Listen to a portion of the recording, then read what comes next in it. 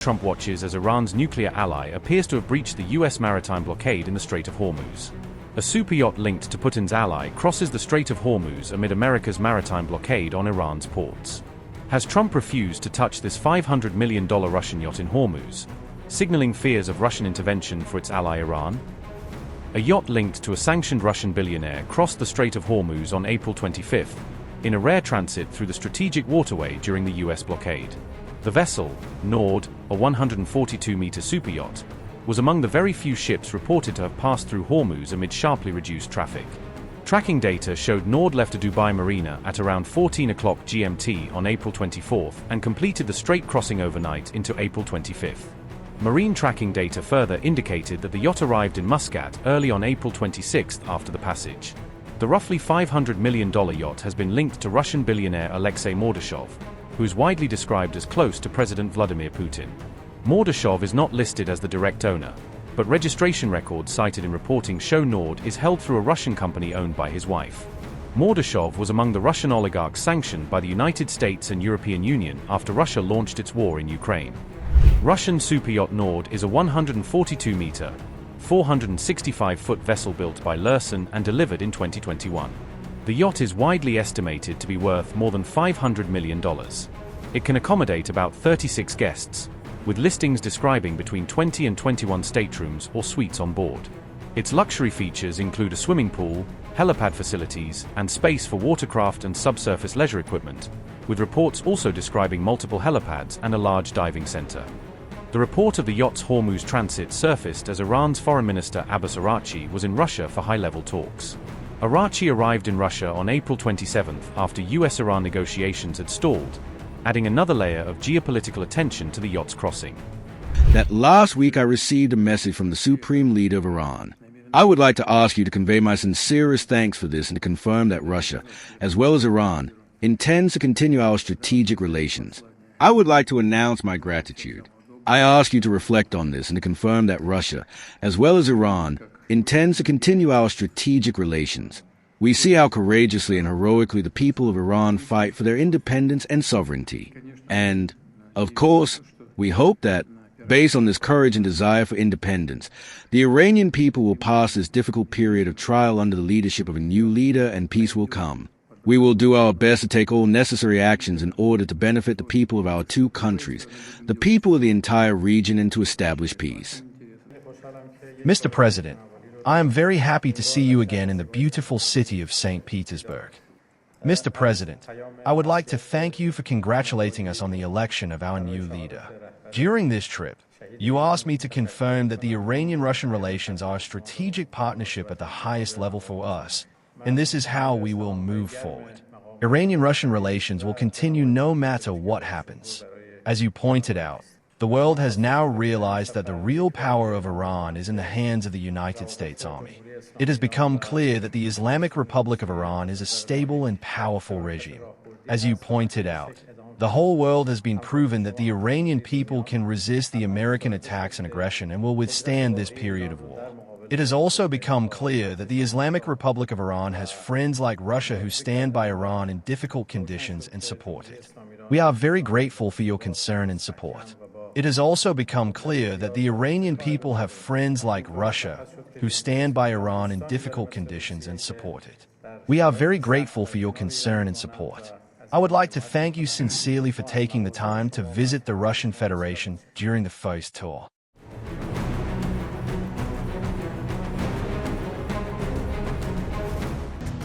US Central Command announced that it has stopped yet another Iranian tanker, the MT Stream, highlighting this as proof that its naval dragnet is still active even as critics say Iran keeps finding new ways around it.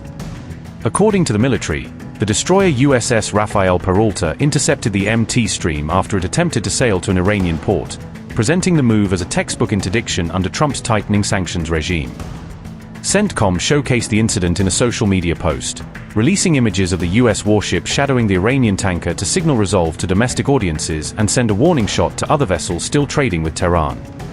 Maritime analysis firms have identified the MT Stream as a crude oil tanker flying under the Iranian flag, confirming that Washington is still targeting core arteries of Iran's export network rather than peripheral shipping.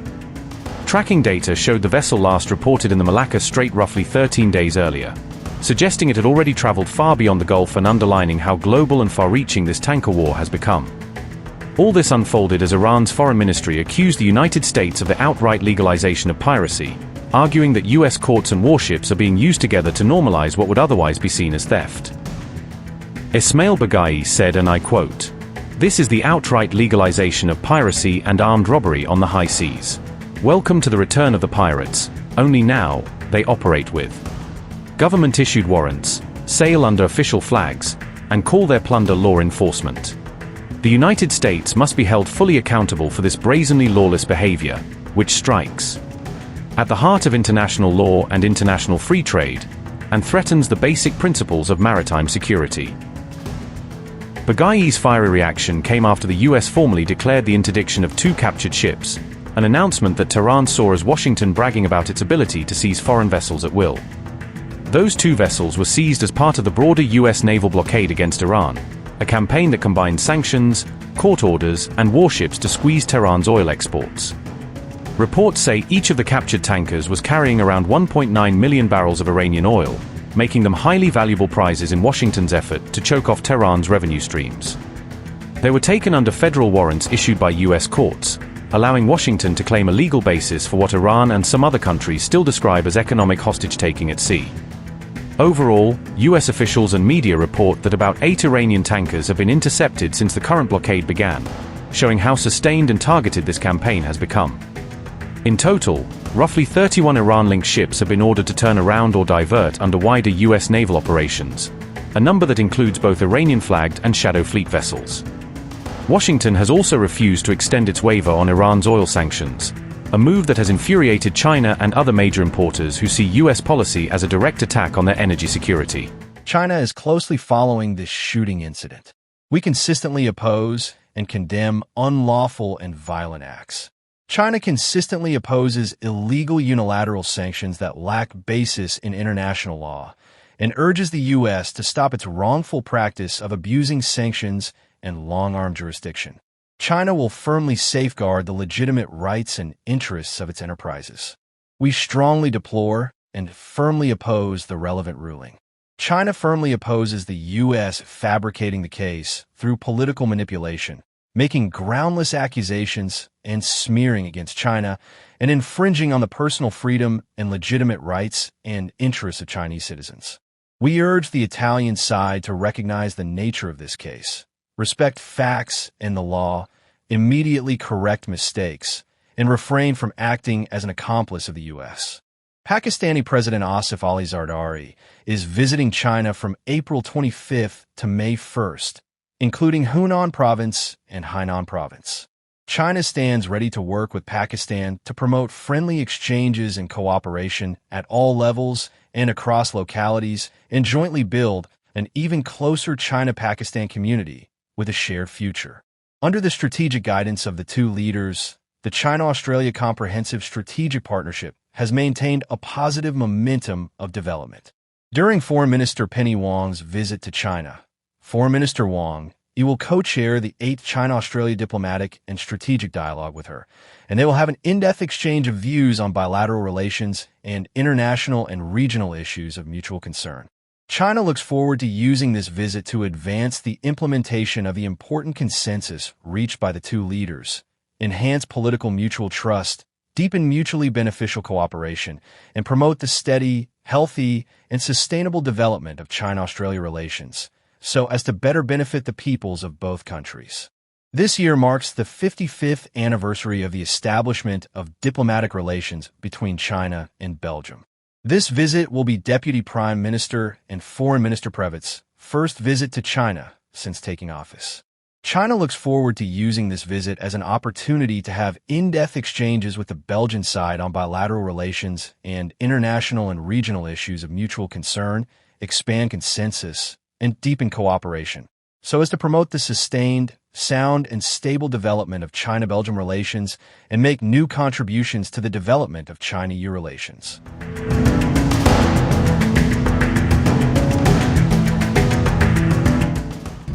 Despite an intense US naval blockade on Iranian ports, new data suggests the strategy is far from airtight, with Tehran continuing to export oil in ways that undercut American pressure.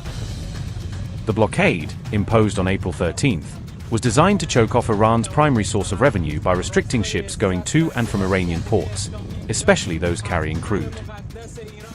However, evidence from satellite and tanker tracking platforms indicates that Iran has still been able to load and move significant volumes of crude oil even under the restrictions. Satellite-based maritime data showed that at least 4.6 million barrels of oil were loaded onto Iranian-linked vessels since the blockade went into effect, a figure that highlights the persistence of the export network. Roughly 4 million of those barrels reportedly crossed the blockade, according to tanker trackers, a sign that Iran is still punching holes in Washington's strategy and keeping vital revenue flowing. Reports from tanker tracking firm tankertrackers.com conclude that the blockade has disrupted but not halted Iran's oil activity, forcing traffic into more complex and opaque routes. Instead of a full shutdown, Tehran has adapted by using alternative shipping lanes and covert logistics chains to sustain its exports through third-country intermediaries and difficult-to-monitor transfers.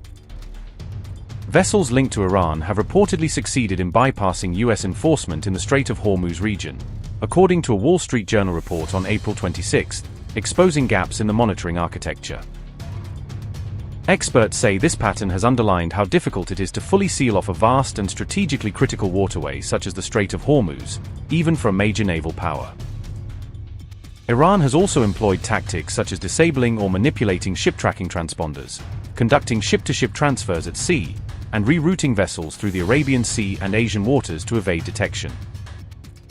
Analysts add that even when ships cannot leave the region, tankers can still be loaded with crude at Iranian ports and then later transferred at sea.